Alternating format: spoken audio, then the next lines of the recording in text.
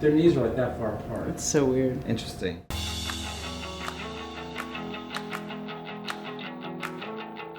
We have in our culture a negativity bias, and what that means is the average person is very negative in their thinking. So we don't really think much about looking in the mirror, criticizing ourselves, criticizing other people, turning on the news, criticizing what we see in the world. We think nothing of walking up to a stranger and complaining about the weather. However, you would never walk up to a stranger and sing, words of joy, right?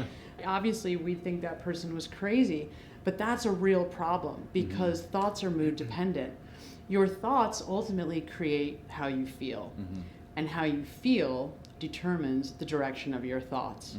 I get stuck in a bad habit of thought where my feelings determine the direction of my thoughts determine the direction of my feelings. Then I'm always activating, without knowing it, my negativity bias. So if I look out into the future and I'm thinking about what's possible for me, or if I'm trying to figure out what to do with my life, of course I'm going to be a lot less willing to take risks.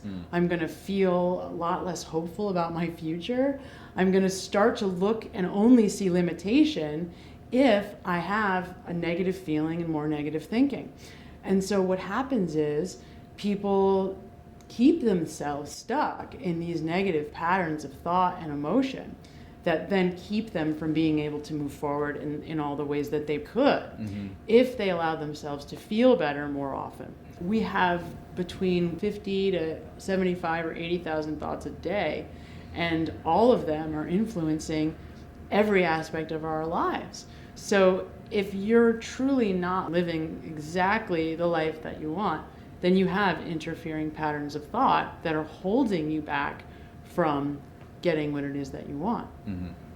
It's fascinating, and it's a little bit scary considering how many thoughts we have a day, and if 80% of them are negative, it feels overwhelming.